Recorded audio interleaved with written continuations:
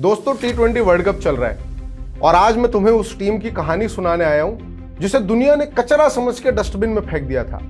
आज जब आप T20 वर्ल्ड कप का पॉइंट्स टेबल देखते हो ना, तो अपने ग्रुप में टॉप पर वो देश है जिसके पास 3 साल पहले तक प्रैक्टिस करने के लिए अपनी खुद की गेंदें भी नहीं थी भाई, बॉल नहीं थी। हम बात कर रहे हैं जिम्बाब्वे की। वही देश जो कभी फिसड्डी कहलाता था, आज वर्ल्ड क्रिकेट का नया किंग बनकर उभरा है। लेकिन ये कहानी सिर्फ छक्कों की या चौकों की नहीं है दोस्त, ये कहानी है उस जिद की जो भुखमरी से लड़कर आई है। ये कहानी है उन खिलाड़ियों की जिन्होंने फटे हुए जूतों को गेंद से चिपकाकर मैदान पर अपनी जान झोंक दी। अगर आप एक जेनजी हो और आपको लगता है कि आपकी लाइफ में भाई स्ट्रगल बहुत ज्यादा है, तो अगले 10 मिनट इस वीडियो को जरूर देखना। क्या है कि तुम्हारी लाइफ को देखने का जो नजरिया है ना, वो बदल जाएगा और फिर तुम्हें अपनी मुश्किलें बहुत छोटी लगने लगेंगी, बहुत पिद्दी पिद्दी लगने लगेंगी। नमस्कार, मैं हूं तुषार और ये है जेनजिस्तान। हम इंडियन क्रिकेट फैंस में ना 90% ऐसे लोग हैं जो जिम्बाब्वे को सीरियसली नहीं लेते होंगे, क्योंकि हम उसे बहुत कमजोर टीम मानते हैं। लेकिन जिम्बाब्वे हमेशा से ऐसा नहीं था। 90 के दशक में जब इंडिया या पाकिस्तान की टीम इनसे भिड़ती थी ना, तो पसीने छूट जाते थे। एंडी फ्लावर जैसा दुनिया का नंबर 1 बैट्समैन, हीथ स्ट्रीक जैसा खूंखार बॉलर, 1999 के वर्ल्ड कप में तो इन्होंने इंडिया को हरा दिया था और साउथ अफ्रीका को धूल चटा दी थी। यह टीम अपने उस दौर की जायंट किलर टीम थी। हमारी तरह जिम्बाब्वे भी यूनाइटेड किंगडम या कहें ब्रिटेन का औपनिवेश था और 1980 में आज़ाद हुआ। लेकिन 1980 के बाद भी लगातार देश में उथल पुथल जारी रही और 1990 का दशक आते आते देश में सिर्फ एक पार्टी रह गई जिसके मुखिया थे रॉबर्ट मुगाबे। रॉबर्ट मुगाबे की पार्टी पर भ्रष्टाचार के आरोप लगने लग गए और फिर आया साल 2003। यह जिम्बाब्वे क्रिकेट के ताबूत में पहली कील थी। रॉबर्ट मुगाबे की सरकार के खिलाफ एंडी फ्लावर और हेनरी ओलंगा ने काली पट्टी बांधकर मैदान पर कदम रख दिया। उन्होंने कहा कि भाई, हम तो जिम्बाब्वे के लोकतंत्र की मौत का शोक मना रहे हैं। नतीजा, उन्हें देश छोड़ के जाना पड़ा, क्योंकि वहां के क्रिकेट बोर्ड में राजनीति घुस गई थी, जैसे अभी भारत के क्रिकेट बोर्ड में BCCI घुस रखा है, समथिंग लाइक दैट। रातों रात 15 सीनियर खिलाड़ियों ने बोर्ड के खिलाफ बगावत कर दी और पूरी टीम बिखर गई। जो टीम कल तक वर्ल्ड चैंपियन बनने का दम रखती थी, वो अब गली क्रिकेट की टीम से भी बदतर दिखने लग गई थी। क्रिकेट तो तबाह हो ही रहा था, लेकिन जिम्बाब्वे की इकोनॉमी ने जो देखा वो सच में रूह कपा देने वाला था ब्रो। जिम्बाब्वे की इकोनॉमी ऐसे गिरी कि दुनिया के इतिहास में इसको एक काला धब्बा बना दिया गया। इसको नाम दिया गया हाइपर इन्फ्लेशन। साल 2008 में वहां महंगाई दर 79.6 बिलियन% थी।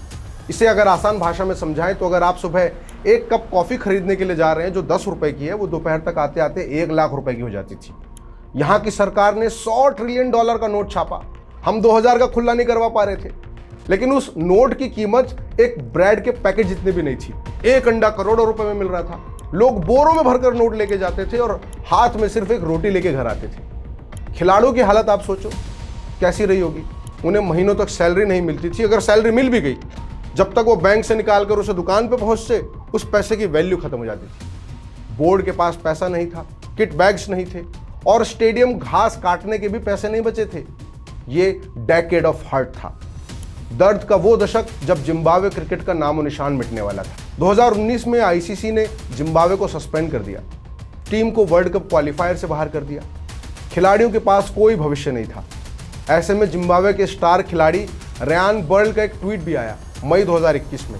इस खिलाड़ी ने एक ऐसी फोटो डाली जिसने पूरी दुनिया को रुला दिया।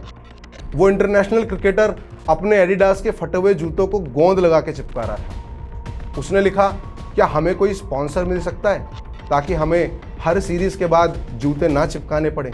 सोच के देखो यार, हम जहां 20,000 के जूतों के लिए घर में बवाल कर देते हैं, वहां एक देश का बेस्ट खिलाड़ी पूरी दुनिया के सामने अपने फटे हुए जूतों की नुमाइश कर रहा था ताकि उसे कोई जूते दान कर दे। यह गरीबी का वो स्तर था जहां क्रिकेट सिर्फ एक खेल नहीं था, सर्वाइवल की जंग बन गया था। जिम्बाब्वे के खिलाड़ियों को दूसरे देशों में जाके क्लब क्रिकेट खेलना पड़ता था ताकि वो अपने परिवार का पेट भर सके। वहीं भारत में अगर आप टीम इंडिया के लिए डेब्यू करते हैं तो रातों रात आप करोड़पति बन जाते हैं।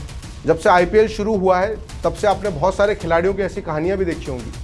ग्रेड A+ खिलाड़ियों की रिटेनर फीस ही 7 करोड़ सालाना है और एक एक मैच की फीस लाखों में है। विज्ञापनों से होने वाली कमाई तो भाई गिनती से बाहर है। लेकिन जिम्बाब्वे, वहां के एक इंटरनेशनल खिलाड़ी की औसत सैलरी महीने की मुश्किल से यहाँ के सरकारी क्लर्क जितनी होती है। वही कोई लाख 1.5 लाख रुपया, और ये भी तब जब बोर्ड के पास फंड्स हो। मतलब कोई पक्का नहीं है मिलेंगे ही मिलेंगे इतने रुपए भी। कई बार तो खिलाड़ियों को सैलरी के लिए 6-6 महीने इंतजार करना पड़ता है। वहां कोई करोड़ों के इंडोर्समेंट नहीं मिलते। उनके लिए क्रिकेट खेलना एक पैशन है, पेशा नहीं है। भारत में क्रिकेट भगवान का दर्जा दिलाता है, जिम्बाब्वे में क्रिकेट वजूद की लड़ाई है। वहां का खिलाड़ी जब मैदान पर उतरता है ना, तो उसके दिमाग में ये नहीं होता कि आज कितना बोनस मिलेगा या आज मैं ये गाड़ी जीत लूं। उसके दिमाग में ये होता है कि अगर आज मैं जीत गया ना, तो शायद कल मेरे देश के बच्चों को क्रिकेट खेलने के लिए एक नया बल्ला मिल जाएगा। अब बात कर लेते हैं जिम्बाब्वे क्रिकेट के रेसरेक्शन की, यानी कि राख से उठने की कहानी की। जिम्बाब्वे ने अब तय कर लिया था कि बहुत हो गया यार। उन्होंने अपने डोमेस्टिक क्रिकेट को सुधारा। सिकंदर रजा, क्रेग एरविन और सीन विलियम्स जैसे सीनियर खिलाड़ियों ने कसम खा ली कि हम भाई इस टीम को वहां वापस लेके जाएंगे जहां ये 90 के दशक में थी। 2022 के वर्ल्ड कप में इन्होंने पाकिस्तान को 1 रन से हराकर ट्रेलर में दिखा दिया था, और आज 2026 में वो फिल्म इन्होंने पूरी भी करके दिखा दी है। बड़ी बड़ी टीमों को हराकर सुपर 8 में जगह बना ली है और अपने ग्रुप में पॉइंट्स टेबल के टॉप पे बैठ गए हैं। ये उन फटे हुए जूतों का जवाब था दोस्त। आज जिम्बाब्वे का हर खिलाड़ी एक करोड़पति की तरह नहीं, बल्कि एक योद्धा की तरह खेलता है, क्योंकि उन्हें पता है हारने का मतलब क्या होता है।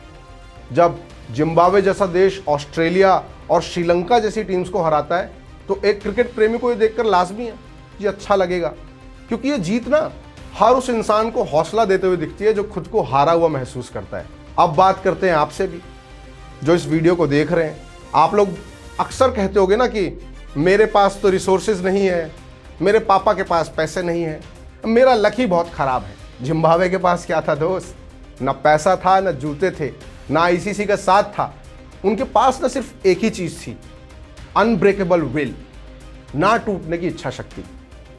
अगर एक देश भुखमरी और बैन से निकलकर वर्ल्ड क्रिकेट को लीड कर सकता है, तो आप अपने एक छोटे से फेलियर से भाई हार कैसे मान सकते हो?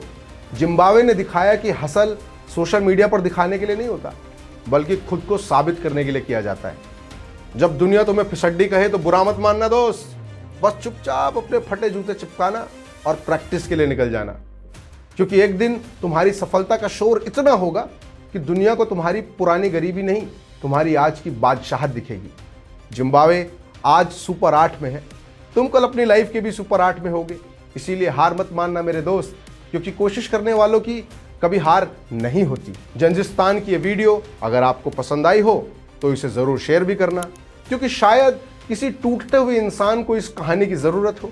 चैनल पर अगर नए हैं तो सब्सक्राइब भी कर लीजिए और कमेंट में बताइए कि अगली वीडियो किस टॉपिक पर आप देखना चाहते हैं। मैं मिलूंगा आपसे अगली वीडियो में। धन्यवाद।